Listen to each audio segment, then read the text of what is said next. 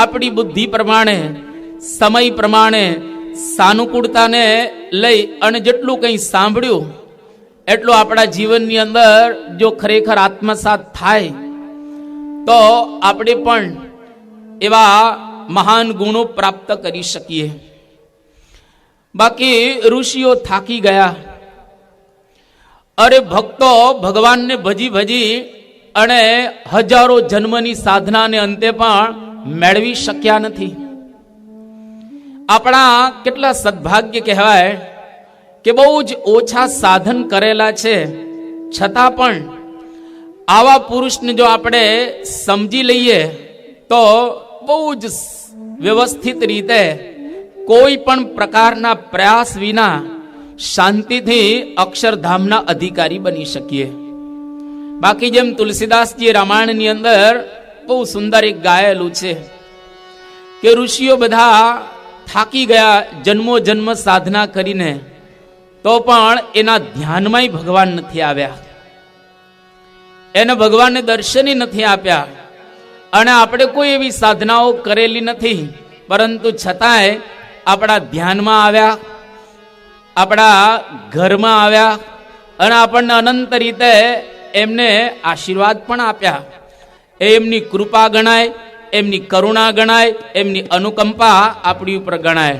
એટલે તુલસીદાસજી રામાયણમાં બહુ સુંદર એક ચોપાઈ લખે છે કે જન્મ જન્મ મુનિ જતન કરાહી, અંતરામ કહી આવત નાહી. જન્મ જન્મ મુનિ જતન કરાઈ, અંતરામ કઈ આવત નાહી. જન્મ જન્મ મુનિ જતન કરાહી, અંતરામ કહી આવત નાહી. જન્મ જન્મ મુનિ જતન કરાઈ, અંતરામ કઈ આવત નાહી. અંતરામ કહી આવત નાહી. અંતરામ કઈ આવત નાહી.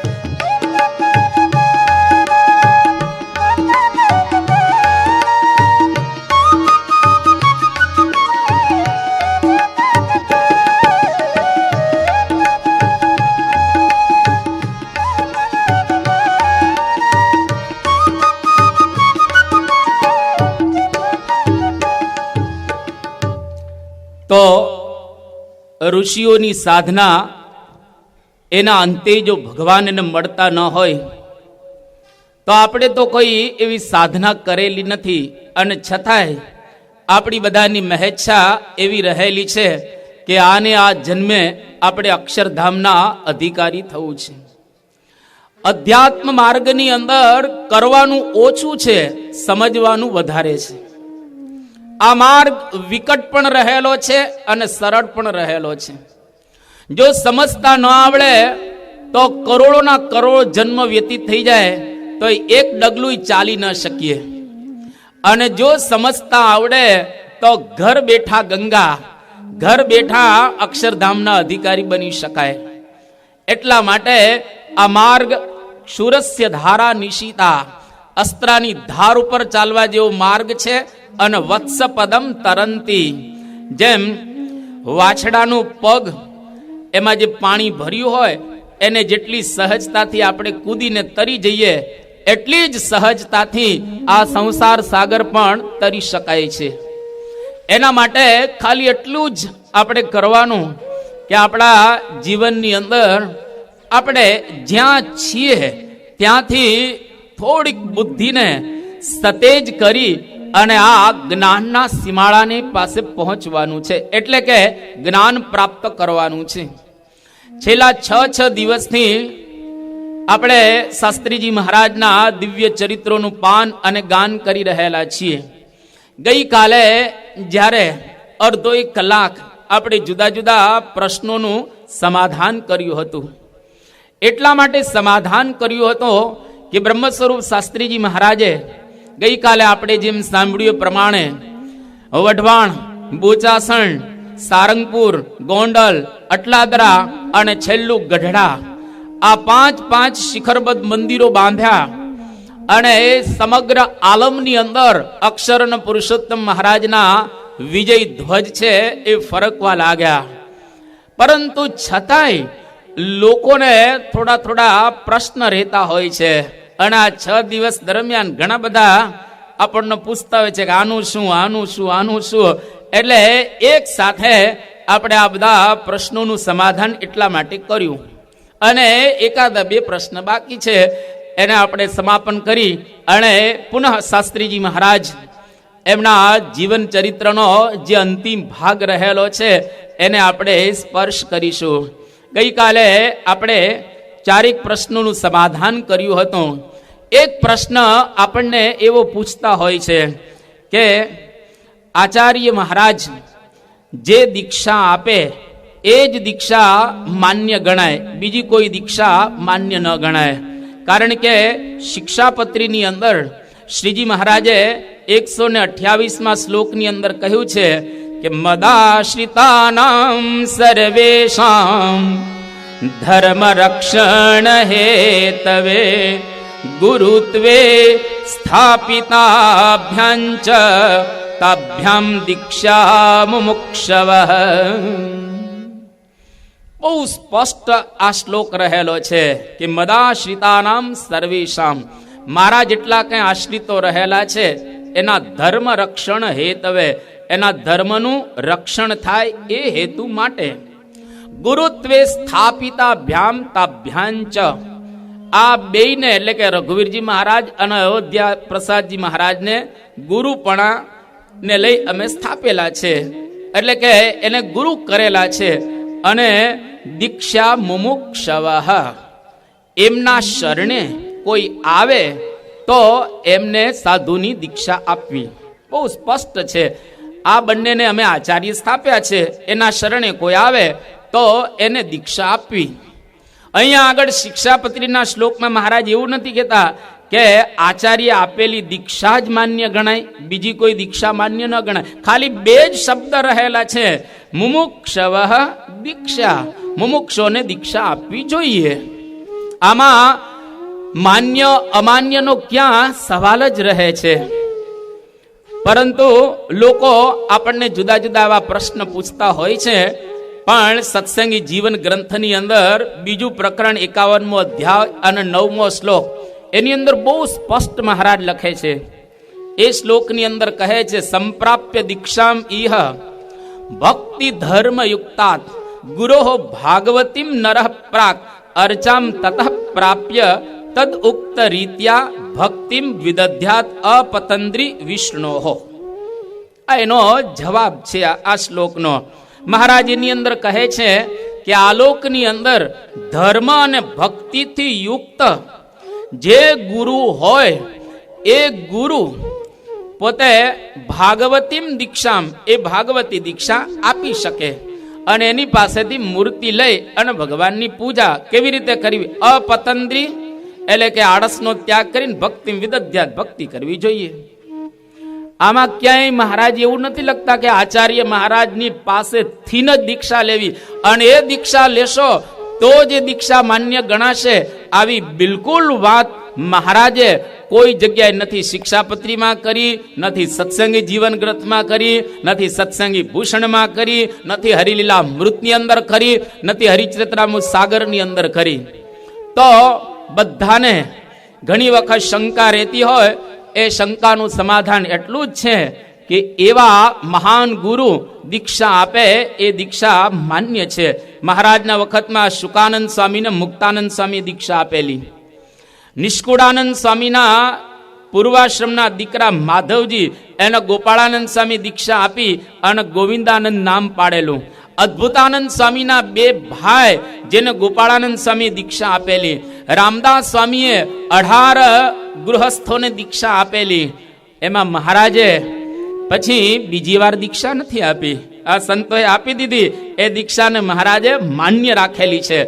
જો માન્ય ન હોય તો મહારાજ દીક્ષા આપત ને, એટલે સાધુ દીક્ષા આપે એ માન્ય છે. જો ગોપાળાનંદ સ્વામી આપતા હોય, મુક્તાનંદ સ્વામી આપતા હોય, તો બ્રહ્મ સ્વરૂપ શાસ્ત્રીજી મહારાજ, યોગીજી મહારાજ અને પ્રમુખ સ્વામી મહારાજ દીક્ષા આપે એ દીક્ષા કેમ માન્ય ન ગણાય? એ અતિશય માન્ય દીક્ષા રહેલી છે. એટલે કદાચ કોઈકને આવો મનની અંદર રહેતું હોય તેનું આ સમાધાન રહેલું છે. અને એક નાનકડો પ્રશ્ન એના આપણે સમાપ્ત કરીએ અને આગળ ચાલીએ, શાસ્ત્રીજી મહારાજના જીવનને સ્પર્શીએ. ઘણા એવું પૂછતા હોય છે કે સદગુરુ ગુણાતીતાનંદ સ્વામી અને સદગુરુ ગોપાળાનંદ સ્વામી આને કેમ વાઘા પહેરાવવામાં આવે છે? એ બંને તો સાધુ છે, તો સાધુને કેમ ઘરેણા, સાધુને કેમ વાઘા આ બધું પહેરાવવામાં આવે છે?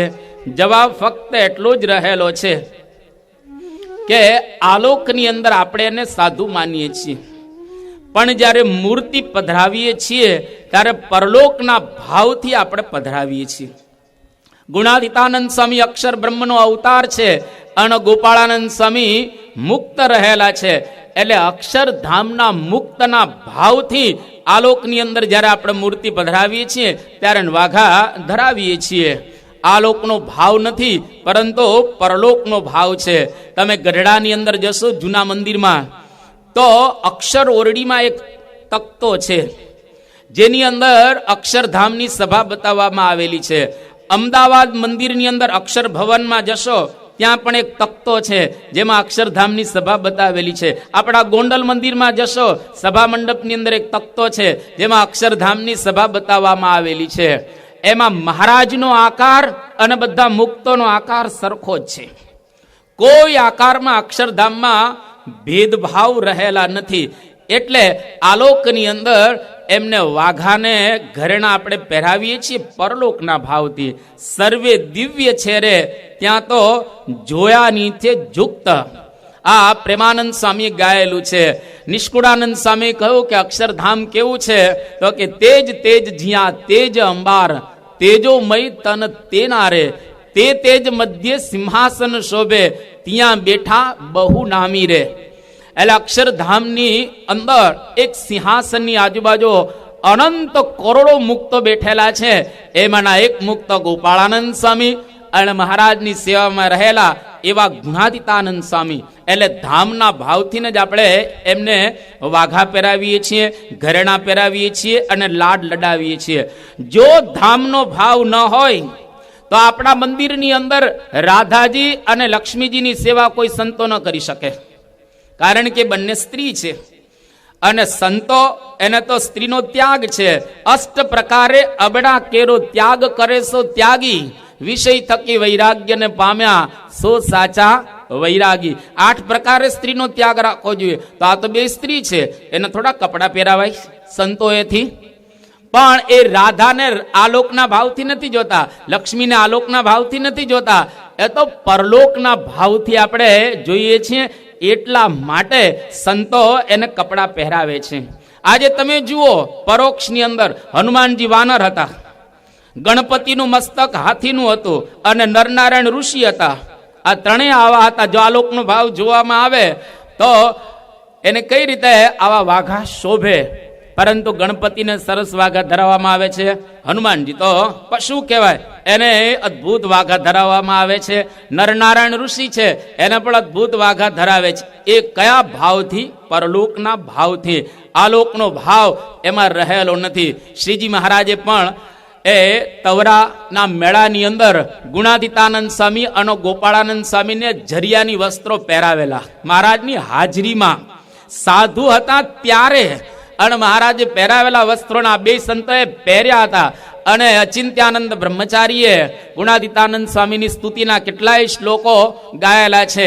એમાંનો એક શ્લોક મુહુર યસ્મૈ પાદાત આ જે શ્લોક છે એની અંદર ગુણાતીતાનંદ સ્વામીને શ્રીજી મહારાજે ઘણી વખત ઝરિયાની વસ્ત્રો આપ્યા છે અને આ અંગીકાર કરેલા છે. એનો મતલબ એવો થયો કે આપણા મંદિરોની અંદર આ વાઘા વગેરે ધરાવવામાં આવે છે એ પરલોકના ભાવથી, નહીં કે આલોકના ભાવથી. અને છેલ્લો પ્રશ્ન કહીએ, 115મો શ્લોક. વારે વારે હરિભક્તો સંતોની પાસે આવી અને આ પ્રશ્ન પૂછતા હોય છે કે સ્વામી 115મા શ્લોકની અંદર કહ્યું છે, કૃષ્ણસ્તદ અવતારાશ્ચ ધ્યેયા તત્ પ્રતિમાપી ચ ન તુ જીવા નૃદેવાદ્યા ભક્તા બ્રહ્મવિદોપી ચ.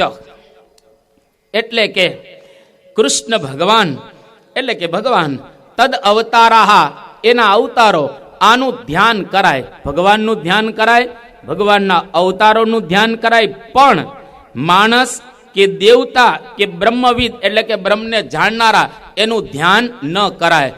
અને તમે બધા પ્રમુખ સ્વામીનું ધ્યાન કરો છો એ બરાબર નથી.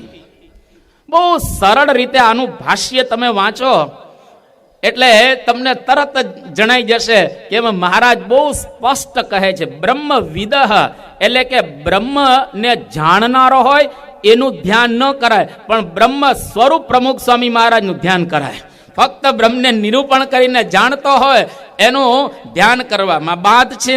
અને શતાનંદ સ્વામીએ જ એનો જવાબ આપેલો છે. શ્રીજી મહારાજે તો જવાબ આપ્યો જ પ્રથમના 5મા વચનામૃતમાં કે રાધિકાએ સહિત એવા શ્રી કૃષ્ણ ભગવાનનું ધ્યાન કરવું. જો રાધાની સાથે ધ્યાન કરાતું હોય તો ગુણાતીતની સાથે મહારાજનું ન થાય. જો સીતાની સાથે રામનું થતું હોય, લક્ષ્મીની સાથે નારાયણનું થતું હોય, શંકરની સાથે આ પાર્વતીનું થતું હોય, તો અક્ષરની સાથે પુરુષોત્તમનું. કેટલું સરળ રહેલું છે, પણ લોકો આને સમજી શકતા નથી. એટલા માટે ધ્યાનનો બાંધ કોને છે તો અહીંયા આગળ બતાવવામાં આવ્યું. બહુ 2 જ શ્લોક છે, શતાનંદ સ્વામીએ ટીકામાં લખ્યા છે. કયા 2 શ્લોક? કે પશ્ચાત ઉદ્ભુત બોધાશ્ચ ધ્યાને નૈવોપકારકાઃ નૈસર્ગિકો નવૈ બોધ તેષામ અપિ અંતતો યતઃ તસ્માત અમલમ બ્રહ્મ નિસર્ગાત એવ બોધવ. આ 2 શ્લોકની અંદર બતાવવામાં આવ્યું કે પશ્ચાત ઉદ્ભુત બોધ, જેને પાછળથી બોધ ઉત્પન્ન થયેલો એટલે કે જ્ઞાન ઉત્પન્ન થયેલું હોય એનું ધ્યાન નહીં કરવાનું. એટલે કે જીવ હોય એમાંથી મુક્ત અવસ્થાને પ્રાપ્ત કરેલી હોય એવા મુક્તનું ધ્યાન નહીં કરવાનું. પણ અહીંયા આગળ શબ્દ વાપરો નૈસર્ગિકો વૈ બોધ, જેને પાછળથી બોધ ઉત્પન્ન થયો નથી, નૈસર્ગિક એટલે કે જ્ઞાનનું મૂર્તિમાન સ્વરૂપ હોય, તસ્માત અમલમ બ્રહ્મ એટલે કે અક્ષર બ્રહ્મ હોય એના ધ્યાનનો કોઈ પણ પ્રકારનો શાસ્ત્રમાં બાદ રહેલો નથી. એટલે આપણી પરંપરામાં ગુણાતીતાનંદ સ્વામી, ભગતજી મહારાજ, શાસ્ત્રીજી મહારાજ, યોગી બાપા અને આજે વર્તમાન કાળ પ્રમુખ સ્વામી મહારાજ, આ બધા જ અક્ષર બ્રહ્મના સ્વરૂપો રહેલા છે. નૈસર્ગિક એના તો સહજ આ પ્રમાણે બોધ રહેલો છે, એટલે એના ધ્યાનમાં કોઈ પણ પ્રકારનો બાધ રહેલો નથી. એનું પ્રેમથી ધ્યાન કરી શકાય, કારણ કે એની અંદર શ્રીજી મહારાજ રહેલા છે. એટલે ટૂંકમાં આ ઉત્તર આપણે જાણીએ અને આપણે કદાચ કોઈક આપણને કહે તો એને આ જવાબ આપી શકાય. અહીંયા આગળ પ્રશ્નને આપણે સમાપ્ત કરીએ છીએ. પુનઃ શાસ્ત્રીજી મહારાજના જીવન ચરિત્રનો દોર આપણે સાંધીએ. બ્રહ્મ સ્વરૂપ શાસ્ત્રીજી મહારાજ, આપણે જે પ્રમાણે ગઈકાલે જોયું એ પ્રમાણે એમને આટલા મંદિરો બાંધ્યા. એક આદર્શ નેતા હતા શાસ્ત્રીજી મહારાજ. એક દ્રઢ નિર્ણય શક્તિવાળા શાસ્ત્રીજી મહારાજ હતા.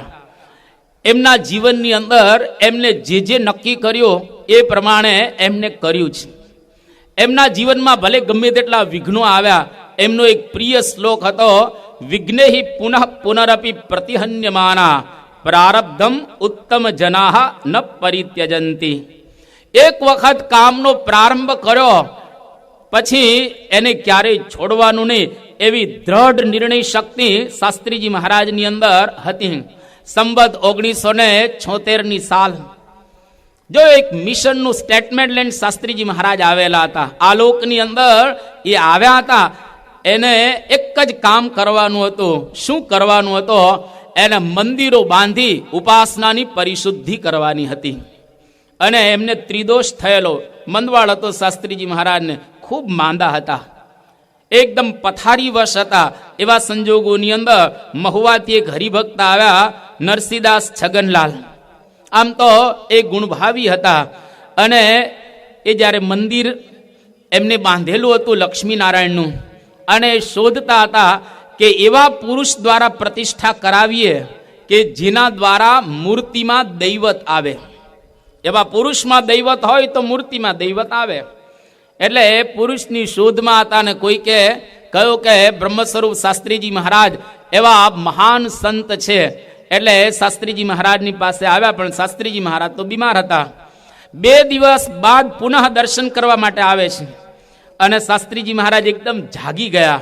અંતર્યામી પણ બોલ્યા કે મંદિર કરવા તેડવા આવ્યા છો? એટલે પેલા એ કહ્યું કે હા સ્વામી, મંદિર કરવા માટે તેડવા આવ્યા છીએ, પ્રતિષ્ઠા માટે. શાસ્ત્રીજી મહારાજ એકદમ ઊભા થઈ ગયા. એ કે મારો જન્મ જ મંદિરો બાંધવા માટે થયેલો છે, એના માટે જ હું આવેલો છું.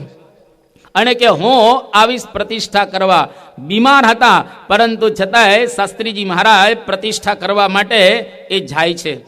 શાસ્ત્રીજી મહારાજને એક વખત કહેવામાં આવ્યું કે સ્વામી, અત્યારે આપણે વડતાલથી જુદા પડી ગયેલા છે, આ મંદિરો બધા બાંધ્યા છે, પણ કદાચ વડતાલ સંસ્થાની સાથે સમાધાન થાય અને આપણે વડતાલની અંદર ભળી જવાનું થાય તો યાદ રાખજો, આપણે બહુ પ્રયત્ન કરેલો વડતાલ સંસ્થાની સાથે સમાધાનનો. શાસ્ત્રીજી મહારાજે હવેલીઓ બાંધી રાખેલી હતી આચાર્ય મહારાજની, અને ઘણો બધો પ્રયત્ન કર્યો, પણ છેલ્લે સુધી સમાધાન ન થયું. એટલે કોઈ કે હરિભક્તે કહ્યું કે સ્વામી, કદાચ સમાધાન આપણે વડતાલની સાથે થાય અને પછી આપણે એની અંદર ભળી જઈએ અને બધા મંદિરો પાછા વડતાલ દેશની અંદર જતા રહે અને અક્ષર પુરુષોત્તમ મહારાજને બધે બીજા દેવ પધરાવવામાં આવે તો શું થાય? શાસ્ત્રીજી મહારાજ કે નવી ગિલ્લી અને નવો દંડો, ફરી પાછા આપણે અક્ષર પુરુષોત્તમના એ મંદિરો બાંધીશું, કારણ કે મારો જન્મ જ એના માટે એ થયેલો છે. આવું શાસ્ત્રીજી મહારાજ આ પ્રમાણે કહે છે. અને એના જીવનની અંદર એકદમ દ્રઢ નિર્ણય શક્તિ અને આદર્શ નેતા. ભલભલાને શાસ્ત્રીજી મહારાજ સમજાવી શકતા હતા. શાસ્ત્રીજી મહારાજના જીવનના 4 પ્રસંગો, એમાં 2 ભગતજી મહારાજના અને 2 જાગા સ્વામીના. અહીંયા આગળ આપણે નિરૂપણ આજે બહુ કરવાના નથી, પણ તમે જીવન ચરિત્રમાંથી વાંચજો. એક તો ભગતજી મહારાજનું સન્માન કર્યું જુનાગઢની અંદર. જે જુનાગઢમાંથી ભગતજી મહારાજને ઝેરના લાડુ સાથે વિદાય આપેલી, અને ભગતજી મહારાજના શરીરે એકદમ ફોલ્લા ફોલ્લા થઈ ગયા હતા અને બહુ જ એમની ગરમી નીકળેલી હતી. એ ભગતજી મહારાજને 32 વર્ષ પછી જુનાગઢમાં આચાર્ય મહારાજની સાથે એકદમ એનું સન્માન કરવા, એના જેવી બગી, એના જેવો ઉતારો, એના જેવું આસન એ શાસ્ત્રીજી મહારાજે કરાવ્યું. તો ભગતજી મહારાજનું સન્માન અને ભગતજી મહારાજે ભાદરોડમાં જે સુખ આપ્યું એ રોટલા ખવડાવીને, આ 2 પ્રસંગો. અને જાગા સ્વામી એ જ્યારે જુનાગઢમાં કથા વાર્તા કરતા હતા એટલે લોકોને ખૂબ આકર્ષણ થઈ ગયું. અને ધીરે ધીરે એવા દ્વેષી કોઈ હશે અંદર ખાને પ્રવૃત્તિ શરૂ કરી કે આ જાગા સ્વામીના આસને તો બહુ ભેગા થાય છે બધા. અને ગુણાતીત જ્ઞાનના પ્રહરી, ગુણાતીત જ્ઞાનના જબરજસ્ત પ્રવક્તા જાગા સ્વામી હતા. અને જો આવું ના આવું ચાલુ રાખશે તો ગુણાતીત જ્ઞાનનો બહુ વિસ્તાર થઈ જશે. એટલે જાગા સ્વામીના આસને કોઈ ન જવા જોઈએ. બંદી કરાવી જીભાઈ કોઠારી દ્વારા. અને જાગા સ્વામી ઉદાસ થઈ ગયા. શાસ્ત્રીજી મહારાજ રાજકોટથી જુનાગઢ પધાર્યા, જીભાઈ કોઠારીને સમજાવીને બંદી દૂર કરે છે. અને જાગા સ્વામી બહુ રાજી થઈ ગયા, આશીર્વાદ 2 હાથે આપ્યા અને કહ્યો કે આજથી જેટલા જેટલા મારાથી સત્કર્મ થશે એ બધા જ સત્કર્મનું પુણ્ય તને પ્રાપ્ત થશે.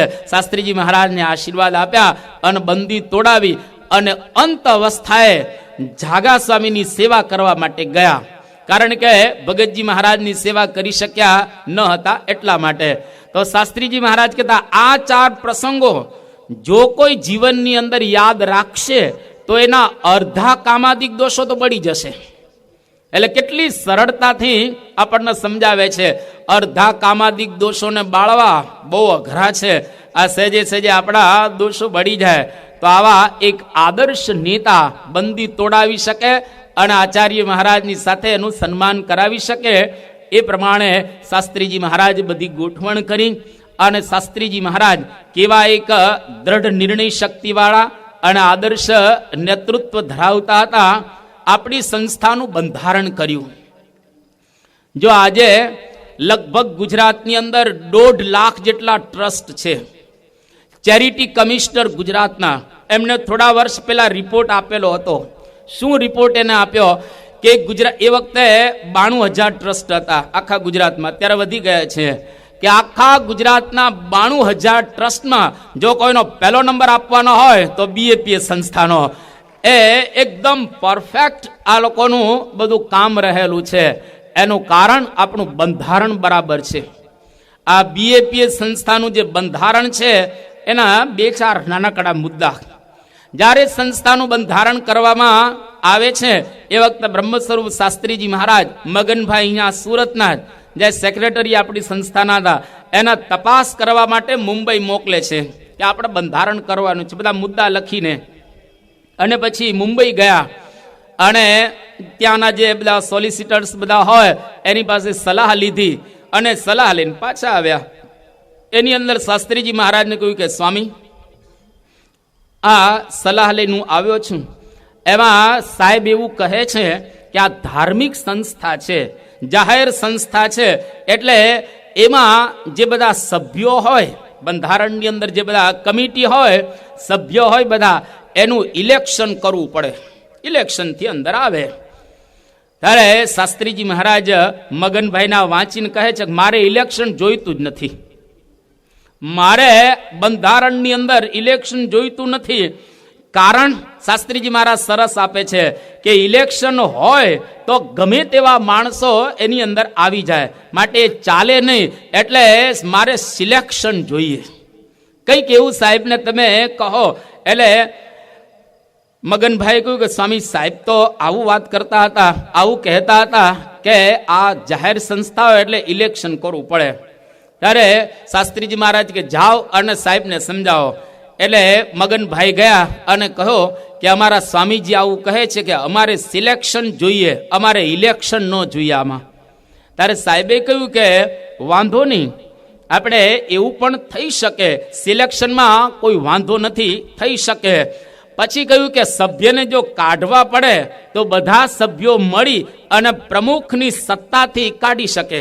અને કોઈ માંદો થાય અથવા તો બીમાર થાય અને કંઈ પણ એને થયો તો બધા મેમ્બર ભેગા થાય અને પ્રમુખની સત્તાથી એને દૂર કરી શકે અને બીજાને લઈ શકે. આવું એક અદ્ભુત બંધારણ. ઘણા બધા મુદ્દા છે, પણ ટૂંકમાં એક જ ખાલી મુદ્દો, આપણા બંધારણની અંદર સિલેક્શન છે, ઇલેક્શન નથી. એને લઈ અનેક અદ્ભુત બંધારણા બીએપીએસ સંસ્થાનું થયેલું છે. એ આદર્શ નેતૃત્વ શાસ્ત્રીજી મહારાજનું સૂચવે છે. અને આ સંસ્થાનો વહીવટ સૌથી પહેલા પ્રભુદાસ દેવસી ચલાવતા હતા, વહીવટ કરતા હતા. એના નામથી એ બધું ચાલતું હતું. જે વડતાલથી શાસ્ત્રીજી મહારાજની સાથે આવેલા, એ ધામમાં ગયા પછી વહીવટ સંસ્થાનો કોઠારી જીભાઈ રણછોડ એ સંસ્થાનો વહીવટ કરતા હતા. એ પણ વડતાલથી શાસ્ત્રીજી મહારાજની સાથે આવેલા. અને એ ગયા પછી સાધુ શ્રીજી સ્વરૂપદાસને આ વહીવટ સોંપ્યો હતો. અને ત્યાર પછી શાસ્ત્રીજી મહારાજ પોતે જ આ સંસ્થાના પ્રમુખ થયા. અને ત્યાર પછી શાસ્ત્રીજી મહારાજે પરમ પૂજ્ય પ્રમુખ સ્વામી મહારાજને પોતાના સ્થાને આ સંસ્થાના એ પ્રમુખ બનાવ્યા. તો આપણી આ સંસ્થાની અંદર આજે પરમ પૂજ્ય પ્રમુખ સ્વામી મહારાજ એ સંસ્થાના પ્રમુખ છે અને સંસ્થાના ગુરુ રહેલા છે. એ પ્રમાણે શાસ્ત્રીજી મહારાજે એક અદ્ભુત વ્યવસ્થા કરી. કેવા શાસ્ત્રીજી મહારાજ સર્વ કલા કોવિદ હતા. જો નેતાની અંદર બધા ગુણ હોવા જોઈએ અને આ તો અક્ષર બ્રહ્મ છે, એટલે સેજે સેજે એની અંદર બધા જ ગુણો હોય જ. જ્યારે સારંગપુર મંદિર પૂર્ણતાને આરે પહોંચ્યો અને પ્રતિષ્ઠાના દિવસો નજીક આવ્યા, એ વખતે મૂર્તિ ત્યાં જયપુર ઘડાતી હતી અને શાસ્ત્રીજી મહારાજ ત્યાં આગળ ગયા જયપુરની અંદર. એ વખતે શિલ્પી હતો ગિરધારી, બહુ સારો શિલ્પી હિન્દુસ્તાનની અંદર કહેવાય એવો હતો. અને ત્યાં આગળ જઈને શાસ્ત્રીજી મહારાજ મૂર્તિ જોઈ હરિકૃષ્ણ મહારાજની. શાસ્ત્રીજી મહારાજના મૂર્તિ ગમી નહીં અને પેલા ગિરધારીને કહ્યું કે આ મૂર્તિ તે બરાબર બનાવી નથી, તું મને ટાંકણું આપ, મારે મૂર્તિને સરખી કરવી છે. હવે આ તો પેલો એકદમ ગભરાઈ ગયો ગિરધારી શિલ્પી, કારણ કે ટાંકણામાં સેજ જો ગડબડ થઈ જાય, વાગી જાય તો મૂર્તિ આખી બગડી જાય, પથ્થર બગડે. અને પેલા ગિરધારીએ કહ્યું કે સ્વામીજી તમને ન આવડે, આ તમારો વિષય નથી, તમારો વિષય માળા ફેરવવાનો છે, તમારો માળા ફેરવવાનો ને શાસ્ત્રો પર નિરૂપણ કરવાનો, આ તો અમારો વિષય રહેલો છે મૂર્તિ ઘડવી તે. શાસ્ત્રીજી મહારાજ ગિરધારીને કહે તું મને ટાંકણું આપ, જે મૂર્તિ આ પધરાવાની છે એ મૂર્તિને હું જોઈ રહ્યો છું, તું થોડો જોયે છે, જે પધરાવ એને હું સારી રીતે જોઈ રહેલો છું. અને પેલા એ ટાંકણું શાસ્ત્રીજી મહારાજને આપ્યું. શાસ્ત્રીજી મહારાજ પોતે હરિકૃષ્ણ મહારાજના મુખારવિંદ ઉપર જે કાંઈ ઘાટ ઘડવાનો હતો એ પોતે ત્યાં આગળ એ ઘડી રહેલા છે. અને પછી થોડો સમય પછી શાસ્ત્રીજી મહારાજ ટાંકણું પેલા ગિરધારીને આપ્યો કે હવે તું આવી રીતે ફેરફાર કર. અને ગિરધારીએ પ્રમાણે ફેરફાર કર્યો. અને છેલ્લે જ્યારે મૂર્તિ તૈયાર થાય ત્યારે ગિરધારી બોલ્યો કે મારી ભૂલ કોઈ દિવસ કોઈ ન કાઢી શકે, પણ એક શાસ્ત્રીજી મહારાજે મારી ભૂલ કાઢી. આ એવા ખરેખર કલા કોવિદ રહેલા છે. એક કે એક વિષયમાં શાસ્ત્રીજી મહારાજને જ્ઞાન હતો. પ્રમુખ સ્વામી મહારાજ ઘણી વખત કહે છે કે શાસ્ત્રીજી મહારાજ રસિયા વાલમ, એકદમ સર્વ રસો વૈ સહ, જાણે મૂર્તિમાન રસનું સ્વરૂપ હોય વેદો પ્રમાણે, એવા શાસ્ત્રીજી મહારાજ હતા. શાસ્ત્રીજી મહારાજ સારામાં સારો રાસ રમી જાણતા હતા. જ્યારે રાસ રમે અદ્ભુત પોતે રાસ રમતા. એ જ શાસ્ત્રીજી મહારાજ કઈ જમીનની અંદર શું વાવવું એમને બરાબર ખ્યાલ આવતો હતો. એ શાસ્ત્રીજી મહારાજ કયો બળદ કેવા પ્રકારનો હોવો જોઈએ, બળદના વિષયમાં શાસ્ત્રીજી મહારાજને કોઈ ન પહોંચે. આમ બળદ જતો હોય તો એ શાસ્ત્રીજી મહારાજ એ બળદને ઓળખી જાય. અને એવા પોતે બળદને ઓળખવામાં માહેર હતા. એવા જ પોતે ગાયોને સારી રીતે ઓળખી શકતા હતા. એક એક વિષયમાં શાસ્ત્રીજી મહારાજ પોતે પાવરધા હતા. એક વખત 1939 આ પ્રસંગ ફેબ્રુઆરીની અંદર ગુજરાતના ભક્તો એક સંઘ લઈ અને સારંગપુર આવ્યા. અને સભાની અંદર શંકર કવિ, બહુ એનો અવાજ સારો હતો અને કોક વખત હાર્મોનિયમની બહાર નીકળી જાય એટલું ઊંચું શંકર કવિ ગાતા હતા. એ શંકર કવિ એમણે પરોક્ષનું કીર્તન ગાયું કે જંગલમાં મારી છે ઝૂંપડી રે, જંગલમાં મારી છે ઝૂંપડી રે. આ જ્યારે કીર્તન ગાયો એટલે શાસ્ત્રીજી મહારાજ શંકર ભગતને કહ્યું કે શંકર ભગત આ પરોક્ષનું ગાવ છો, આપણા સંપ્રદાયનું પ્રગટનું એકાદું કીર્તન બનાવો, આવું જ અને આજ ઢાળનું આજ રાગનું. શંકર કવિએ પ્રયત્ન કરો 2-4 દિવસ, પણ કાંઈ કીર્તન બનાવી ન શક્યા. એટલે શાસ્ત્રીજી મહારાજ યાદ કર્યું કે શંકર કવિ પેલા કીર્તન લાવો. સ્વામી મારાથી કઈ બનતું નથી. એટલે શાસ્ત્રીજી મહારાજ કહ્યું લાવો પેન અને લાવો આ મને કાગળ. પેન અને કાગળ શાસ્ત્રીજી મહારાજને આપવામાં આવ્યા અને શંકર ભગતની હાજરીમાં જ સ્વામીશ્રીએ ત્યાં આગળ એક કીર્તન બનાવ્યું, પણ નામ શંકર કવિનું રાખ્યું. શાસ્ત્રીજી મહારાજે પોતાનું નામ ન રાખ્યું. તો આવા સારા કીર્તન પણ શીઘ્ર બનાવી શકે એવા શાસ્ત્રીજી મહારાજ પોતે હતા. જ્યારે રસોઈ કરવા શાસ્ત્રીજી મહારાજ બેસે તો યોગી બાપા સ્મૃતિ કરે છે કે લીંબડીમાં એક વખત શાસ્ત્રીજી મહારાજે રીંગણાનું શાક બનાવેલું અને રીંગણાનું શાક અમે ખાધું. એ શાકનો સ્વાદ હજુ ભૂલાતો નથી. કેટલું અદ્ભુત રીંગણાનું શાક શાસ્ત્રીજી મહારાજ બનાવતા હશે. એક વખત મેવાસાની અંદર શાસ્ત્રીજી મહારાજે અડદની દાળ બનાવેલી યોગી બાપા કે, અને અડદની દાળ ન ભૂતો ન ભવિષ્યની અદ્ભુત દાળ. એવી દાળ યોગી બાપા કે હજુ કોઈ દી ચાખી નથી. એક વખત શાસ્ત્રીજી મહારાજે ભાદરણની અંદર કઢી બનાવેલી અને એમાં ભીંડો નાખીને કઢી બનાવેલી. અને નિર્ગુણ સ્વામીને કંઈ કઢી બહુ ભાવતી નહીં હોય, પણ આજે નિર્ગુણ સ્વામીની વાટકીની અંદર કઢી પીરસવામાં આવી કે શાસ્ત્રીજી મહારાજ બનાવી છે, તમે એ કે ના ના ના બહુ નહીં. અને એક વાટકી નિર્ગુણ સ્વામીએ પીધી કે લાવો બીજી પી ગયા. એ કે લાવો ત્રીજી વાટકી પણ આ પી ગયા. યોગી બાપા એવું કહે છે કે નિર્ગુણ સ્વામીએ ખીચડી બાજુમાં મૂકી દીધી ને એકલી કઢી ખાધી, એકલી કઢી જ પીધી. આવી અદ્ભુત શાસ્ત્રીજી મહારાજ પોતે કઢી બનાવતા. પૂરણ પોળી શાસ્ત્રીજી મહારાજ બનાવે, અદ્ભુત પૂરણ. પૂજ્ય કોઠારી સામે આવ્યા છે, તાલીઓથી આપણે એમનું અભિવાદન કરીશું.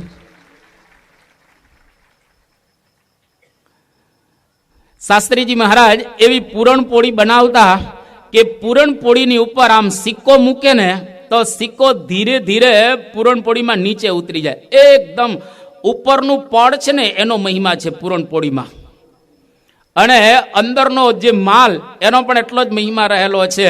ઉપરથી આમ સિક્કો મૂકવામાં નીચે સેજે સેજે ઉતરી જાય. અને યોગી બાપા તો એવું કહેતા કે થપ્પી આમ પૂરણપોળીની કરેલી હોય એમાં ઉપર સિક્કો મૂકી દો એટલે છેક નીચે સુધી આવી જાય. એટલી પોચી આપણા મોઢામાં અત્યારે પાણી આવી જાય. તો એટલી સરસ પૂરણપોળી શાસ્ત્રીજી મહારાજ પોતે બનાવતા હતા. એટલે સર્વ કલા કોવિદ આપણે કહીએ ને, એક કળાની અંદર પોતે આ કોવિદ હતા, નિષ્ણાંત હતા. અને પોતે એક કળાને સારી રીતે માણતા હતા, જાણતા હતા. પ્રમુખ સ્વામી મહારાજ એક પ્રસંગ યાદ કરે છે કે શાસ્ત્રીજી મહારાજ દિલરૂબા વગાડતા. બાપાને પૂછો એમ, બાપા તમે ક્યારે જોયું છે શાસ્ત્રીજી મહારાજ દિલરૂબા વગાડતા હોય એ? ત્યારે પ્રમુખ સ્વામી મહારાજ કહ્યું કે હા, એક વખત ગોંડલમાં રાયણની નીચે એ ગૌતમના દાદા ઈશ્વરભાઈ ઇનામદાર એ જ્યારે કીર્તન ગાતા હતા, વાલાની મૂર્તિ વાલી રે, ત્યારે શાસ્ત્રીજી મહારાજ દિલરૂબા વગાડતા હતા, એ મેં જોયું છે. પ્રમુખ સ્વામી મહારાજ આ સ્મૃતિ કરે છે. અને શાસ્ત્રીજી મહારાજ સંગીતના બહુ અભ્યાસી હતા. એ સારંગી પણ સારી વગાડતા, દિલરૂબા વગાડતા, સારંગી પણ ખૂબ સારી વગાડતા.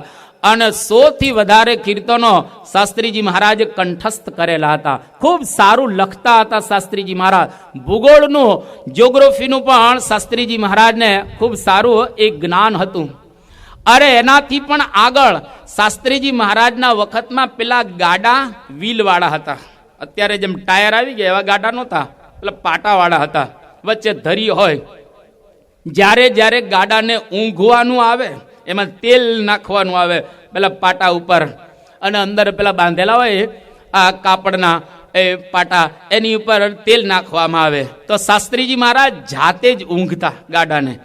અને એની વિશેષતા કેવી, એક તેલનું ટીપું પૃથ્વી પર પડવા ન દેતા. ભલભલાથી પડી જાય. તમે જો આમ કરીને આમ ઊંઘે ને તો એક ટીપું તો પડી જાય, પણ એક ટીપું શાસ્ત્રીજી મહારાજ પૃથ્વી પર પડવા ન દેતા. આટલા પોતે એકદમ એ કોવિદ હતા. તો એક વિષયની અંદર શાસ્ત્રીજી મહારાજે માસ્ટરી પ્રાપ્ત કરેલી હતી. એટલા માટે તો શાસ્ત્રીજી મહારાજ વિષયક ભલભલાએ કેવા પ્રમાણ આપ્યા છે. કેવી એક મહાન હસ્તી શાસ્ત્રીજી મહારાજ હતા. આપણે પહેલા દિવસે વાત કરેલી કે શાસ્ત્રીજી મહારાજ એટલે એવું એક આકાશ જેનો કોઈ અંત નથી. શાસ્ત્રીજી મહારાજ એટલે હિમાચ્છાદિત હિમાલય. હિમાચ્છાદિત પર્વત તો કેટલાય છે, પણ હિમાલય એટલે હિમાલય, એને બીજા કોઈની ઉપમા આપી ન શકાય. શાસ્ત્રીજી મહારાજ સિંહ જેવા, સિંહ એટલે સિંહ, એને કોઈની ઉપમા ન આપી શકાય. અને શાસ્ત્રીજી મહારાજ એટલે સાગર જેવા, સાગર એટલે સાગર, એનો કોઈની ઉપમા આપી શકાય નહીં. પણ આજે કેટલાય મહાપુરુષોએ શાસ્ત્રીજી મહારાજ વિષયક પ્રમાણો આપ્યા છે કે કેવી એક મહાન હસ્તી હતી. સૌથી પહેલા વડતાલના સર્વા એવા ગોરધનભાઈ કોઠારી, જેની નીચે 4 આચાર્યો બદલાઈ ગયા છે. અને ગોરધનભાઈ કોઠારીને વિશે ફક્ત એક જ વાક્ય બોલાતું હતું વડતાલમાં કે ગોરધનભાઈ કોઠારી એટલે વડતાલની ગાદી. વિચાર કરો કેટલો બધો ગોરધનભાઈ કોઠારીનો મહિમા હશે કે ગોરધનભાઈ કોઠારી એટલે વડતાલની ગાદી. એ ગોરધનભાઈ કોઠારી એવું કહે છે કે વડતાલના 2000 સાધુમાં શાસ્ત્રી યજ્ઞ પુરુષ દાસ જેવો સર્વ પ્રકારે ધન સ્ત્રીનો ત્યાગી મેં કોઈ દીઠો નથી. આ કેટલી એની સાધુતા અદ્ભુત હશે.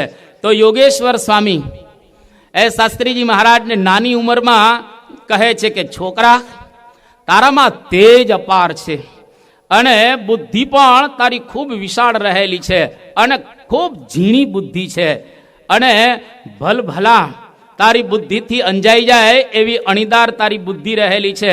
તારી નાનકડી કાયામાં, શાસ્ત્રીજી મહારાજની કાયા થોડી નાની હતી, તારી નાનકડી કાયામાં વિદ્યુત શક્તિ પણ અપાર છે. અને ગુણાતીતાનંદ સ્વામી પોતાની વાતમાં કહેલું છે કે એક એક સાધુની પાછળ લાખ લાખ મનુષ્ય ફરશે. તો એવો સાધુ યોગેશ્વર સ્વામી કહે છે, હું તને જોઉં છું કે તારી પાછળ લાખ લાખ માણસો એ ફરશે. જા, મારા તને આશીર્વાદ છે. એ તારી અંદર અખંડ સ્વામિનારાયણ ભગવાન નિવાસ કરીને રહેશે. આ યોગેશ્વર સ્વામીના એ શબ્દો. તો કૃષ્ણજી અદા બહુ પીઢ હતા અને ગુણાતીત જ્ઞાનના પ્રહરી, ગુણાતીત જ્ઞાનના આમ કહીએ તો ઘડવૈયા કહેવાય એવા કૃષ્ણજી અદા એ શાસ્ત્રીજી મહારાજ વિશે પ્રમાણ આપે છે કે 100 માથા જતા સોંઘા છુગાડા, એક શિર કે વાસ્તે ક્યું ડરત હે ગમાર. કદાચ શાસ્ત્રીજી મહારાજને માથે એના માટે 100 માથા આપવા પડે તો પણ એ ઓછું ગણાય એવા શાસ્ત્રીજી મહારાજ પુરુષ રહેલા છે. એમણે રાધા કૃષ્ણ દેવ પધરાવ્યા, પણ શાસ્ત્રીજી મહારાજ જો સાંભેલું પધરાવે ને તો પણ આપણે એની પૂજા કરવી. આ કૃષ્ણજી અદાના શબ્દો રહેલા છે. તો ભલભલા શાસ્ત્રીજી મહારાજના યોગમાં જ્યારે આવતા ઓગળી જતા. જૂના મંદિરના પુરાણી મુરલીધરદાસ આ બહુ જ વિદ્વાન હતા. એમણે ડભોઈની અંદર પારાયણ કરી અને પારાયણની અંદર શાસ્ત્રીજી મહારાજે પણ એ વાતો કરી.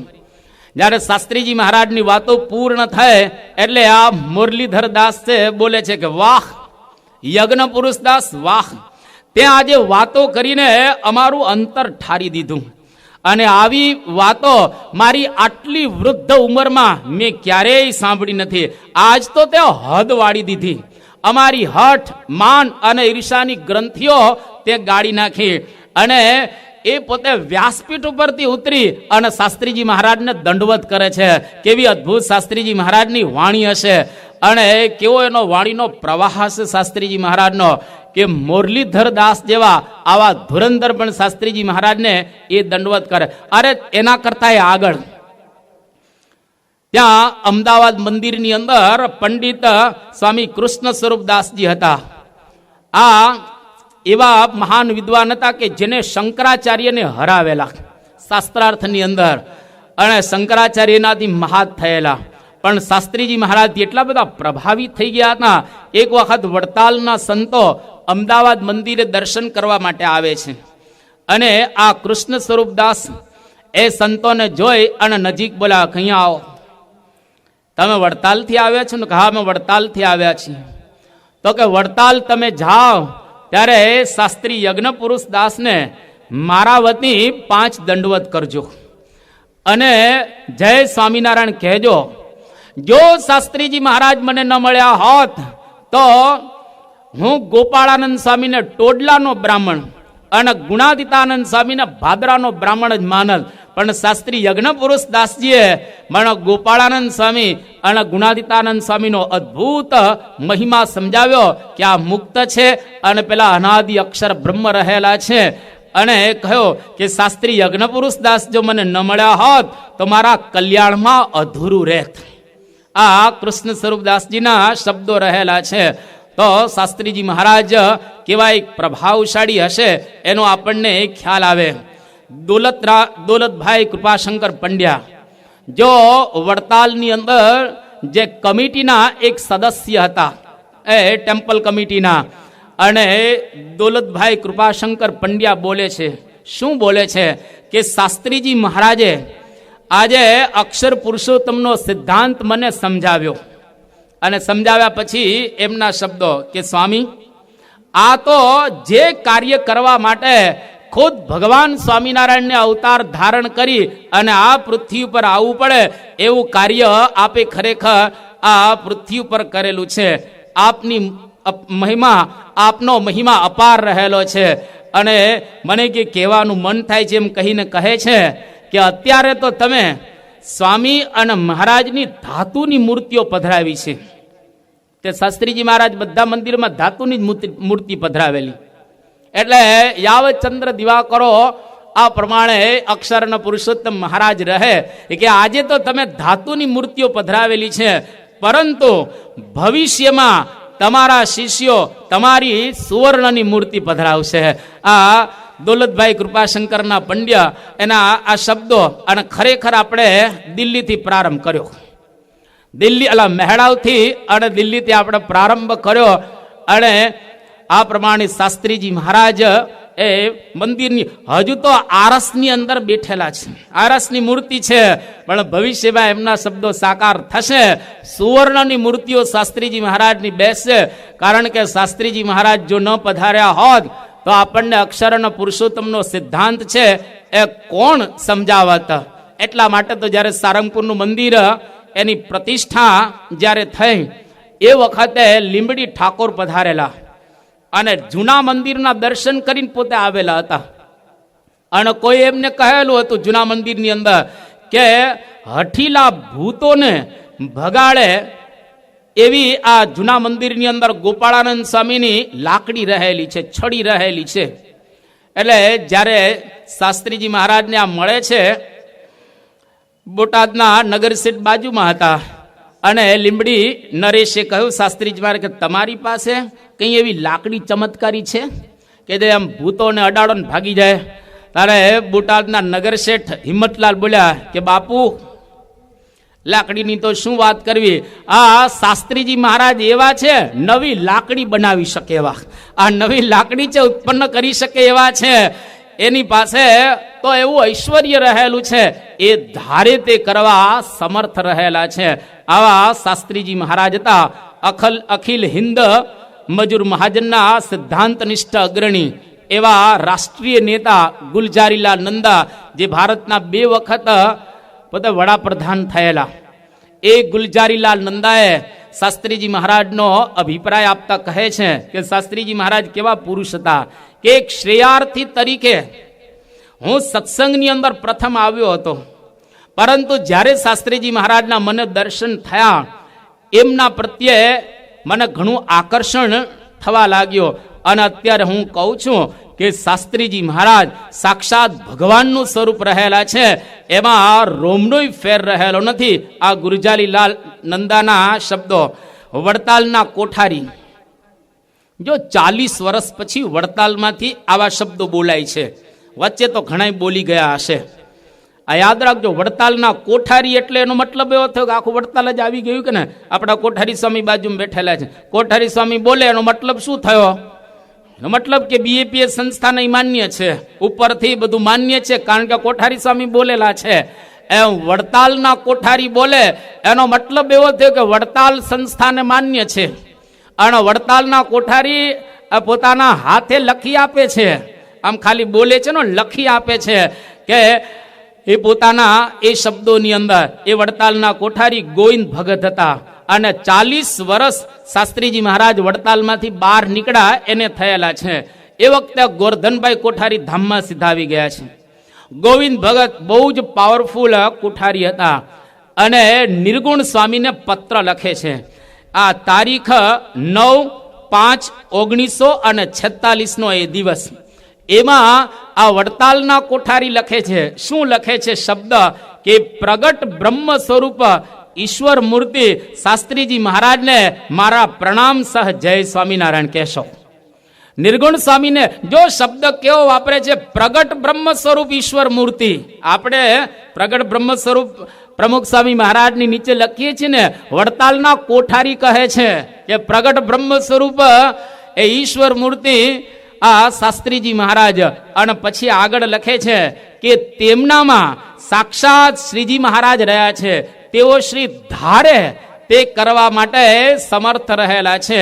અને શ્રીજી તેમને પોતાના આ સ્વરૂપ નિષ્ઠાનું એ જ્ઞાન આ બધાને કરાવેલું છે શ્રીજી એમના દ્વારા. અને પોતે શું બોલે છે છેલ્લે કે આ પૃથ્વી ઉપર શાસ્ત્રીજી મહારાજને શ્રીજી ખૂબ રાખે, જેથી કરી અને એમના દ્વારા આ જ્ઞાનનો પ્રસાર થાય એવી ભગવાનને પ્રાર્થના. તો વડતાલના કોઠારી કેટલા અભિભૂત હશે એમનાથી એનો આપણને ખ્યાલ આવે. મુક્તરાજ પૂજાજી બાપુ એવું બોલતા હતા શાસ્ત્રીજી મહારાજને વિશે કે જો શાસ્ત્રીજી મહારાજ ન પધાર્યા હોત તો આ ગુણાતીત જ્ઞાન ખૂણિયું રહી જાત. એ ખૂણામાં જ જ્ઞાન છે એ સમાપ્ત થઈ જાય, પણ જગ છતરાયું આ જ્ઞાન ન થાત. પણ શાસ્ત્રીજી મહારાજ પધાર્યા એટલે આ જ્ઞાન છે એ જગ છતરાયો થયો. તો વૈષ્ણવ સંપ્રદાયના એક આચાર્ય વિદ્વાન શાસ્ત્રી વિશ્વનાથભાઈ એમના શબ્દો એ એવું કહે છે કે એક વખત શાસ્ત્રીજી મહારાજ થકી મેં ભાગવત સાંભળ્યું, અને ભાગવતને વિશે એવું કહેવાય છે કે ભાગવતનો જે રસ છે ને એ શ્રીધર સ્વામીને જેવો ખ્યાલ છે એવો કોઈને ખ્યાલ નથી. કારણ કે ભાગવતના સારા પ્રવક્તા 52 ટીકા ભાગવત ઉપર લખાયેલી છે, પણ એમાં શ્રીધરી ટીકા સર્વશ્રેષ્ઠ ગણાય છે.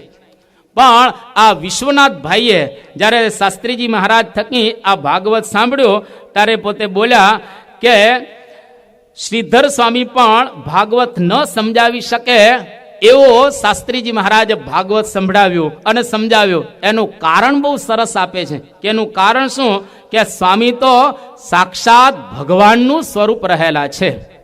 આ શાસ્ત્રીજી મહારાજ ભગવાનનું સ્વરૂપ છે એવી એને વાત કરી. અને છેલ્લા 2 જ પ્રમાણ, એક તો મુંબઈની લેજિસ્લેટિવ કાઉન્સિલના માજી સભ્ય અને અગ્રણી એવા દાદુભાઈ દેસાઈ, એના પોતાના શબ્દ અક્ષરશઃ દાદુભાઈ દેસાઈ બોલે છે કે હું છાતી ઠોકીને કહી શકું. હવે આપણે તો ઘણી વખત આમ કહીએ નહીં, પણ આ દાદુભાઈ બોલે હું છાતી ઠોકીને કહી શકું કે જે પારમાર્થિક પ્રવાહ સ્વામિનારાયણ ભગવાને પોતે સ્થાપ્યો હતો અને એમના નંદ સંતોએ જગતની અંદર જે પ્રવર્તાવ્યો હતો, એ જે પારમાર્થિક પ્રવાહ એ આજે જો કોઈએ ચાલુ રાખ્યો હોય તો એ શાસ્ત્રી યજ્ઞપુરુષ દાસજીએ આ પ્રવાહ ચાલુ રાખ્યો છે એવી એમને વાત કરી. અને છેલ્લા પ્રમાણને જ્યારે આપણે સ્પર્શ કરીએ ત્યારે એટલું યાદ રાખવું, જો આ બધાના પ્રમાણો આપણે શાસ્ત્રીજી મહારાજ વિષયક સાંભળ્યા, પણ મોટામાં મોટું જો કોઈનું પ્રમાણ હોય તો એ બ્રહ્મ સ્વરૂપ યોગીજી મહારાજ. અને યોગીજી મહારાજ શાસ્ત્રીજી મહારાજને ભગવાન જેવા પુરુષ માનતા હતા, જાણતા હતા.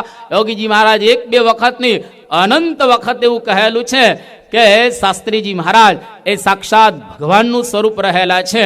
પણ છેલ્લું પ્રમાણ કનૈયાલાલ મુનશીનું, ભારતના બહુ મોટા સાક્ષર ગણાય, એક સાથે 4 પ્રેસ રિપોર્ટરને લખાવી શકે એવા બુદ્ધિશાળી. અને ભારતનું જે બંધારણ એના ઘડવૈયા 8 હતા, એમાંના એક ઘડવૈયા એટલે કનૈયાલાલ મુનશી. કનૈયાલાલ મુનશી એવું બોલે છે કે સ્વામિનારાયણ ભગવાન પછી આશરે 150 વર્ષ તેમના જ ઐશ્વર્ય, એમના જ પ્રતાપ, એમની જ દિવ્યતા અને યોગેન્દ્રપણાનો વારસો આજે બ્રહ્મ સ્વરૂપ શાસ્ત્રીજી મહારાજમાં પૂરો જોઈ શકાય છે. આટલી વાત કરી અને પછી એક સરસ એમણે પ્રમાણ આપ્યું, વાત કરી એ કે આ મહાપુરુષને, કનૈયાલાલ મુનશી, આ મહાપુરુષને જો વડતાલ વાળાઓએ બરાબર ઓળખ્યા હોત અને તેઓ શ્રી જો વડતાલની અંદર રહ્યા હોત તો આખા હિન્દુસ્તાનના ઘરે ઘરે સ્વામિનારાયણનું નામ લેવાતું હોત. એક ઘરે સ્વામિનારાયણ ભગવાનને બધા યાદ કરતા હોત, પણ વડતાલ વાળા એને ઓળખી ન શક્યા. આ કનૈયાલાલ મુનશીના શબ્દો. એટલે યાદ રાખો કે વડતાલથી શાસ્ત્રીજી મહારાજ જ્યારે જુદા પડ્યા છે, એમને સુયા ઘૂંચ્યા, એમને લાત મારી, એ જ્યારે વાતો કરતા ત્યારે મરચાની ધૂણી કરી, પાણીના માટલા ફોડ્યા, પાડાઓ એમને મારવા આવ્યા, ખેચડીમાં ઝેર આપવામાં આવ્યો, ચૂલામાં નાખી દેવામાં આવ્યા. આ તો બધું સામાન્ય કહેવાય. આવા વિઘ્નોથી શાસ્ત્રીજી મહારાજ ક્યારે ડરે નહીં. એમણે વડતાલ છોડ્યું છે એક જ હેતુ માટે કે અક્ષર અને પુરુષોત્તમની વાત સમગ્ર જગતની અંદર લોકો જાણે અને આ અક્ષર અને પુરુષોત્તમ મહારાજનો મહિમા જગ છતરાયો થાય, એટલા માટે જ એમને વડતાલનો દરવાજો છોડ્યો છે. અને શાસ્ત્રીજી મહારાજ શ્રીજી સ્વરૂપ સ્વામીને કહે છે, જ્યારે આપણી પાસે નાણાં, માણા, પાણા અને દાણા કશું જ ન હતો, ત્યારે શાસ્ત્રીજી મહારાજ શું બોલે છે કે 2 સંસ્થા કરતા આપણી સંસ્થા મોટી થઈ જશે. આ શાસ્ત્રીજી મહારાજના આ શબ્દો. કારણ કે આપણે સાચા દેવડે ઘંટ વાગશે. જે દેવડ સાચું હોય ત્યાં જ ઘંટ વાગે ને. હવાવૃત દેવડમાં કોણ ઘંટ વગાડે, કોણ નગારું વગાડે, કોણ આરતી કરે? એ હળેબીડ ને બેલુર જે બહુ સરસ દેવળો છે, પણ એમાં નગારું આરતી કે ઘંટ વાગતા નથી, કારણ કે ત્યાં દેવ નથી. એટલે સાચા દેવળે હંમેશા ઘંટ વાગે. અને આ જ્ઞાન સાચું હતું, સાચું છે, ભવિષ્યમાં સાચું રહેવાનું છે, તો એના ડંકા આજે દિગંતની અંદર વાગી રહેલા છે. અને એ કેવા ડંકા વાગે છે જેની વાતો હમણાં આપણે 2 મિનિટમાં સાંભળીશું. પણ શાસ્ત્રીજી મહારાજ હવે આલોકની અંદરથી વિદાય લઈને જઈ રહેલા છે. પણ જતા જતા પોતાના જે વારસદાર એને નિમતા જાય છે. જો આપણે ત્યાં આ બહુ સ્પષ્ટ રહેલું છે, જ્યારે ગુરુ હોય પોતાના ઉત્તરાધિકારીની ઓળખાણ કરાવતા જાય. ગુણાતીતાનંદ સ્વામીએ છેલ્લે શું વાત કરી કે 40 વર્ષ 4 માસ ને 4 દિવસ અહીંયા આગળ રહ્યા જુનાગઢમાં. હવે મહુવા જઈને રહીશું, સત્સંગમાં ફરીશું ને મહુવા જઈને રહીશું. સત્સંગમાં થોડું ફર્યા પણ મહુવા જઈને રહ્યા નથી. અર્થાત મહુવાના પ્રાગજી ભગત દ્વારા હવે અમે સત્સંગની અંદર અખંડ રહીશું. ભગતજી મહારાજ મહુવામાં હતા ત્યારે છેલ્લે શું કહે છે કે મને વડતાલ લ્યો. કોઈ એને વડતાલ લઈ જતા નથી, પણ એના દ્વારા ભગતજી મહારાજે બતાવ્યો કે વડતાલની અંદર શાસ્ત્રી યજ્ઞ પુરુષદાસ રહેલા છે, એના દ્વારા હવે હું અખંડ પ્રગટ રહેવાનો છું. અને બ્રહ્મ સ્વરૂપ શાસ્ત્રીજી મહારાજ હવે પોતાના વારસદારની ઓળખાણ કરાવે છે. કેટલાય પ્રમાણો રહેલા છે. સમયની અનુકૂળતાએ એક જ ખાલી પ્રમાણ તમને આપું છું. શાસ્ત્રીજી મહારાજ જસદણથી સારંગપુર આવતા હતા અને રસ્તામાં લાઠીદળનું થોડું કામ હતું, એટલે લાઠીદળનું કામ પતાવી દીધું. ગાડાની વ્યવસ્થા કરવા માટે હરિભક્ત ગયા, પણ થોડીક વાર લાગવાની હતી. એટલે ખેંગારજીભાઈનો હાથ પકડી અને શાસ્ત્રીજી મહારાજ ચાલવા લાગ્યા. અને ખેંગારજીભાઈને કહ્યું કે ચાલો આપણે ચાલીએ, ગાડું આવશે એટલે આપણે એની અંદર બેસી જશું. અને વખતે ખેંગારજીભાઈ શાસ્ત્રીજી મહારાજને કહે છે કે બાપા, એકદમ ગડગડા થઈને ખેંગારજીભાઈ બોલે છે કે બાપા, મોટા પુરુષ અમુક ઉંમરે અંતર ધ્યાન થાય ત્યારે એના હેતવાળા જે હોય એમના જે બધા શિષ્યો એનું પાછળથી શું થાય? એનો કહેવાનો ભાવાર્થ એવો હતો કે આપની ઉંમર થઈ ગઈ તો આપના વિશે જે હેતવાળા હરિભક્ત છે એનું શું થશે? ત્યારે શાસ્ત્રીજી મહારાજ એકદમ ભાવમાં આવી ગયા અને કહે છે કે અલ્યા, ખેંગારભાઈને કે અલ્યા, આ બાવો કોઈ સાધારણ બાવો છે? આ કોઈ ઝૂંપડી બાંધી રહેતો હોય સાધારણ બાવો છે? અને શાસ્ત્રીજી મહારાજ બોલ્યા કે અહીં તો ભગવાન પ્રગટ છે અને એ પોતાના જેવા જ મોટા સાધો એ રાખી અને જશે. આ જોગી મહારાજ છે, અમારી જેમ સૌને બધાની સાચવશે અને બધાની ખબર રાખશે. અને પછી શાસ્ત્રીજી મહારાજે કહ્યું કે યોગીજી મહારાજ અને અમે બંને એક છીએ. હું તે જોગી અને જોગી તે હું. મારામાં ને જોગીમાં એક રોમનોય ફેર રહેલો નથી. નંદા સાહેબની એવી ઈચ્છા હતી કે શાસ્ત્રીજી મહારાજ દિલ્હી આવે, પણ શાસ્ત્રીજી મહારાજે નંદા સાહેબને કહો કે નંદા સાહેબ, આ જોગી મહારાજને લઈ જાઓ. એ જોગી મહારાજ આવ્યા એટલે એની અંદર હું આવી ગયો, કારણ કે મારું સ્વરૂપ આ યોગીજી મહારાજ રહેલા છે.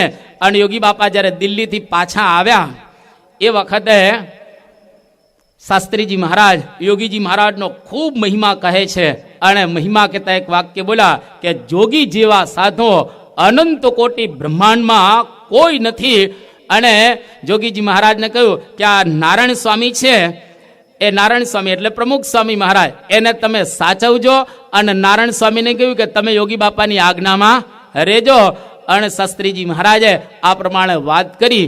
અને પછી શાસ્ત્રીજી મહારાજે પોતાની લીલા છે એ સંકેલી લીધી અને સ્વતંત્ર થકા શાસ્ત્રીજી મહારાજ યોગીજી મહારાજને પોતાના સ્થાને સ્થાપી અને આલોકમાંથી વિદાય લઈ અને જઈ રહેલા છે.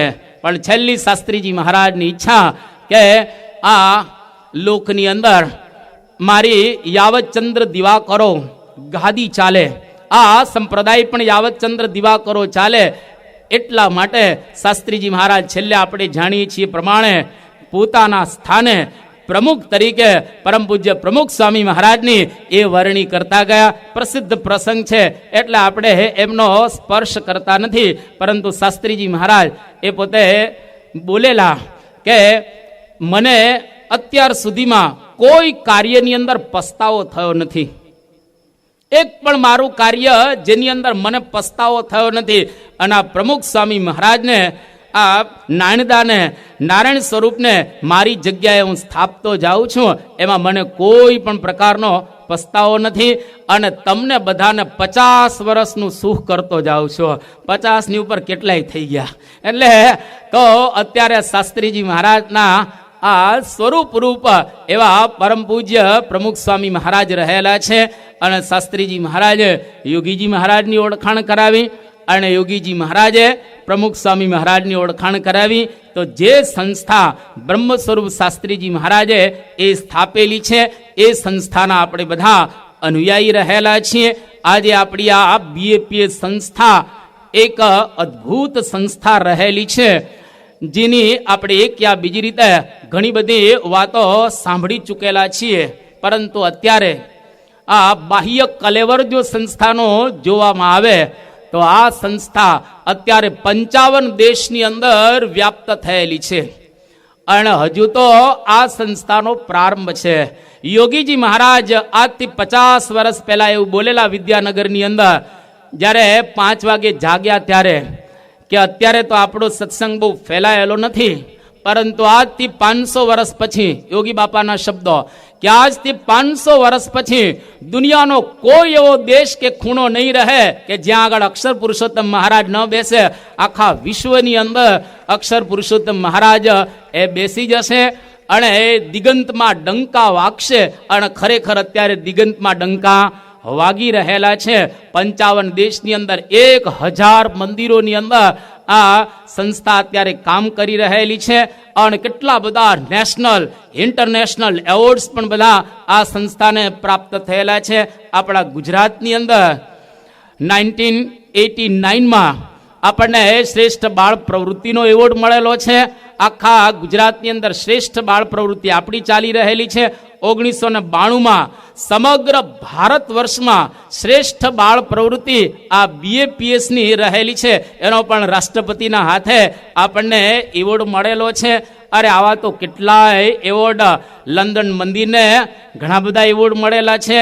ગિનિસ બુક ઓફ વર્લ્ડ રેકોર્ડની અંદર આ સંસ્થાનું નામ 5 વખત એ આવેલું છે. અને આખા વિશ્વની અંદર જે 20 વ્યક્તિનું સિલેક્શન કરવામાં આવ્યું, આખા વિશ્વમાંથી ફક્ત 20 જ વ્યક્તિઓ, અને એમાં ધર્મના ક્ષેત્રની અંદર 2 વ્યક્તિનું સિલેક્શન કરવામાં આવ્યું. એમાં એક જોન પોપ પોલ II અને બીજા પ્રમુખ સ્વામી મહારાજ. એટલે આ આપણને કહેવાય એક અદ્ભુત ગુરુ મળેલા છે. અને આજે આપણી આ સંસ્થાનું કામ ડે ટુ ડે કેટલું ચાલી રહેલું છે, જેનાથી આપણે ખૂબ માહિતગાર છીએ. પ્રકાશ પણ બધા તમે વાંચી રહેલા છો. અને તાજેતરમાં જ હમણાં જ ખાલી જો જોવામાં આવે તો કેટલા બધા મંદિરો એ બંધાયેલા છે. એ મહુવાનું મંદિર, આ બાજુ નાગપુરનું મંદિર, જામનગરનું મંદિર, હિંમતનગરનું મંદિર, આવા કેટલાય શિખરબદ્ધ મંદિરો હમણાં તાજેતરની અંદર પરમ પૂજ્ય પ્રમુખ સ્વામી મહારાજે સૂતા સારંગપુરની અંદર બાંધેલા છે. તો એની ઉપરથી આપણને ખ્યાલ આવે કે શાસ્ત્રીજી મહારાજે કેવા અદ્ભુત એ પાયા નાખેલા છે.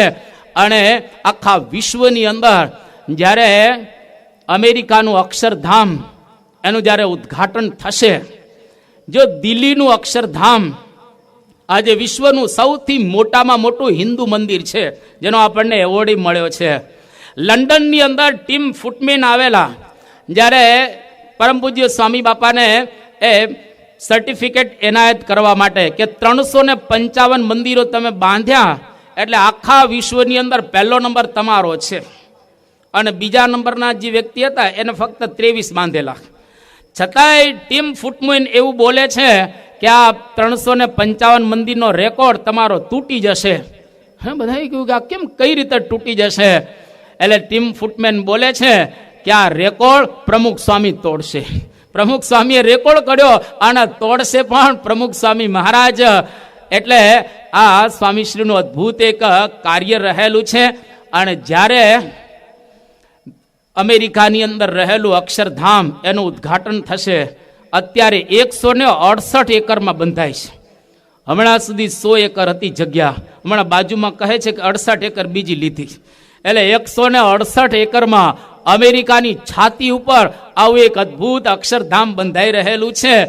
એ અક્ષરધામનું જ્યારે ઉદ્ઘાટન થશે, મહારાજને પ્રાર્થના કરી કે બધાને ત્યાં જવાનું થાય, બધાને ત્યાં આગળ ત્યાં અક્ષરધામના દર્શન કરવા માટે જવાનું થાય. પણ એ અક્ષરધામનું ઉદ્ઘાટન થશે, આખા દિગંતની અંદર ડંકા એ વાગશે.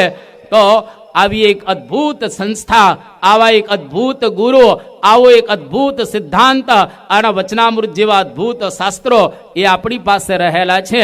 એટલે એ કહેવાનું મન થાય કે આપણા જેવા કોઈ ભાગ્યશાળી નથી. આપણે જ્યાં બેઠા છીએ એ અતિશય ભાગ્ય કહેવાય. એટલે જેમ નિષ્કુળાનંદ સ્વામી કહ્યું કે આ સમામાં આપણ તુલ્ય ભાગ્યશાળી માનો એ જ મોટી ભૂલ્ય. આપણા જેવા કોઈ ભાગ્યશાળી નથી અને આપણને સાક્ષાત ભગવાન પ્રાપ્ત થયા છે. છેલ્લો પ્રસંગ કહીને આજની પારાયણને આપણે અલવિદા આપીએ. અહીંયા આગળ સુરતની બાજુમાં કામરેજ છે. હવે કામરેજની બાજુમાંથી એક વખત પરમ પૂજ્ય સ્વામી બાપા ત્યાંથી પસાર થતા હતા અને સ્વામી બાપાની ગાડીમાં પેટ્રોલ ખલાસ થઈ ગયું. એટલે જે ચાલક હતા એમને કહ્યું કે બાપા આપણી ગાડીમાં પેટ્રોલ ખલાસ થઈ ગયું, ભરાવવું પડશે પેટ્રોલ. સ્વામી કે લઈ લો, સામે પેટ્રોલ પંપ છે. એટલે પેટ્રોલ પંપે ગાડી લીધી અને ત્યાં આગળ પેટ્રોલ ભરાવવામાં આવ્યું. સ્વામી બાપા અંદર બેઠેલા છે ગાડીમાં, પેટ્રોલ ભરાઈ રહેલું છે.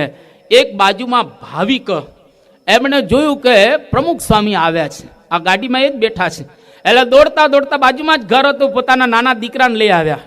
અને નાનો દીકરો હતો 3-4 મહિનાનો. હે કે પ્રમુખ સ્વામી જેવી હસ્તી અહીંયા આગળ આવી તો આ આપણે એમને વર્તમાન ધરાવી દી છોકરાને, અને સત્સંગી જેવા. એટલે વર્તમાન ધરાવવા માટે લઈ આવ્યા. અને સ્વામી બાપા તો કારમાં જ બેઠેલા. એટલે સ્વામીને કહ્યું કે બાપા આને વર્તમાન ધરાવવાના છે. એટલે સ્વામીએ કાચ ખોલ્યો. જેવો કાચ ખોલ્યો એટલે પેલા હરિભક્તે કાચમાંથી દીકરાને બાપાના ખોડામાં ત્યાં આગળ સુવાડ્યો છોકરાને. છોકરો ભાગ્યશાળી, પ્રમુખ સ્વામી મહારાજના ખોડાની અંદર એકદમ સુવે છે. અને સ્વામીએ જમણો હાથ કાઢી ટોટી એટલે કે પાણીની બોટલ લઈ અને જમણા હાથમાં કાળ માયા પાપ કર્મ એ બોલીને કંઠી જ્યાં પહેરાવાનો પ્રારંભ કરે છે એ જ વખતે છોકરાએ પેશાબ કર્યો. હવે નાના છોકરા તો બિચારા સમજી શું શકે. અને નીચે એકદમ તરત જ બાપાને થોડું ભીનું લાગવા માંડ્યું ધોતિયું. એટલે તરત બાપાએ છોકરાને લઈ એને બાપને આપી દીધો. સેજ પણ બાપાનું ધોતિયું ભીનું થયું હતું. એના બાપને છોકરો આપી દીધો. એટલે એના બાપે લઈ લીધો. પછી કંઠી ત્યાં બહાર પહેરાવી અને પછી એ તો છોકરાને લઈ અને બાપ જતા હતા. આશીર્વાદ બાપાએ આપ્યા. અને પછી જ્યારે જતા હતા ને પાછળ પ્રગટ ભગત બેઠેલા હતા. એટલે અત્યારે સારંગપુર શાસ્ત્રીજી મહારાજનું સ્મૃતિ મંદિર છે, એના પૂજારી. એને બાપાને વિશે સખા ભાવ. એટલે સ્વામીને કહ્યું કે બાપા તમે આખી દુનિયામાં બધાને વર્તમાન ધરાવો છો, આ છોકરાએ તમને વર્તમાન ધરાવ્યા, પાણી આપ્યું ને તમને વર્તમાન ધરાવ્યા. એટલે તરત જ સ્વામી છે ને બહુ હોશિયાર, પ્રમુખ સ્વામી મહારાજ છે ને તીક્ષ્ણ બુદ્ધિવાળા, પ્રત્યુત્પન્ન મતિવાળા. એટલે તરત જ બાપાએ કાચ ખોલી અને બાપુજી આમ જતા હતા, બોલાય અહીં આવો. એટલે પેલા એમ કે ખુશ થઈ ગયા કે બાપાએ મને પાછો બોલાવ્યો. અને જેવા નજીક આવ્યા એટલે તરત જ સ્વામીએ કહ્યું કે આ છોકરાનું નામ શું પાડ્યું? જો અંતર્યામી પણ બાપા બોલે છે કે આ છોકરાનું નામ શું પાડ્યું? એટલે પેલા એ કહ્યું બાપા કોઈ રામ પાડે, કૃષ્ણ પાડે, નારાયણ પાડે, કપિલ પાડે. એવી જ રીતે અમે આ છોકરાનું નામ સહજાનંદ પાડ્યું છે. એ વખતે પ્રમુખ સ્વામી મહારાજ પ્રગટ ભગતને ઉદ્દેશ કે પ્રગટ અમને તો એક સહજાનંદ વર્તમાન ધરાવી શકે, અમને બીજો કોઈ વર્તમાન ધરાવી ન શકે. જો આ ગુણાતીત, એટલે ગુણાતીતનો વારસો એ આપણે ચાલ્યો આવેલો છે. એટલે આજે ગુણાતીત એ પ્રમુખ સ્વામી મહારાજ રૂપે આપણને સાક્ષાત પ્રાપ્ત થયા છે. એની અંદર ગુણાતીતાનંદ સ્વામી, ભગતજી મહારાજ, શાસ્ત્રીજી મહારાજ, યોગીજી મહારાજ અને સ્વયં સ્વામિનારાયણ ભગવાન આજે એમના દ્વારા વિચરણ કરી રહેલા છે. આપણે જો એમનો આશરો કરીશું અને આ સિદ્ધાંતને સમજીશું તો છતી દેહે, ગુણાતીતાનંદ સ્વામીની ભાષામાં દૂધ સાકરને ચોખા ખાતા ખાતા હિંડોળા ખાટની અંદર હિચકતા ત્રીજે ડચકે અક્ષરધામના આપણે અધિકારી થઈ શકીએ એવો એક અદ્ભુત સમય આપણને પ્રાપ્ત થયેલો છે. ખૂબ સરસ રીતે અહીંયા આગળ આપણે શાસ્ત્રીજી મહારાજના ચરિત્રો સાંભળવા માટે આ બધા આટલી મોટી સંખ્યાની અંદર દરરોજ ઉપસ્થિત થતા હતા. એટલે ખરેખર આ જ્ઞાનને આપણે આપણા જીવનની અંદર દ્રઢ કરીએ. એને વિશેષ ને વિશેષ સાર્ધ શતાબ્દી મહોત્સવ નિમિત્તે આ જ્ઞાનનો પ્રચાર અને પ્રસાર કરીએ. આપણા યોગની અંદર જે કોઈ આવે એને પણ આ જ્ઞાન સમજાવી અને આપણું જીવન છે એ સાર્થક બનાવી શકીએ એવી આજના પરમ પવિત્ર દિવસે મહારાજ અને સ્વામીના શ્રી ચરણોની અંદર પ્રાર્થના.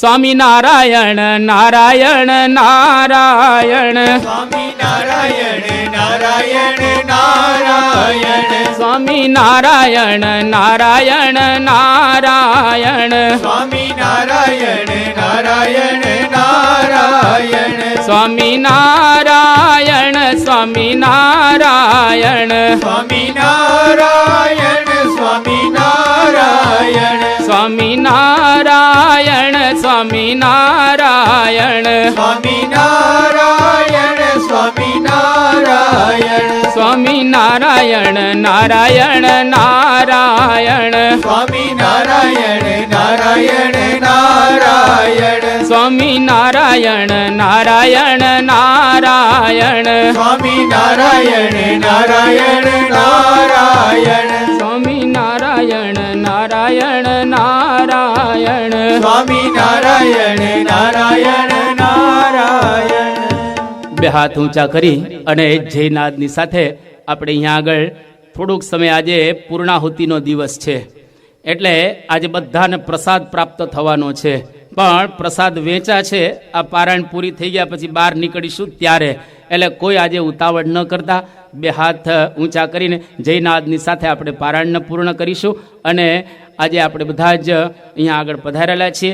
દરેકને પૂજ્ય કોઠારી સ્વામીનો પણ લાભ પ્રાપ્ત થશે. એટલે બે હાથ આપણે ઊંચા કરી અને જયનાદ સાથે પારાયણને પૂર્ણ કરીએ. શ્રી સ્વામિનારાયણ ભગવાનની જય. અક્ષર પુરુષોત્તમ મહારાજની જય. ગુણાતીતાનંદ સ્વામી મહારાજની જય. ભગતજી મહારાજની જય. શાસ્ત્રીજી મહારાજની યોગીજી મહારાજની પ્રમુખ સ્વામી મહારાજની શાસ્ત્રીજી મહારાજ સાર્ધ શતાબ્દી મહોત્સવની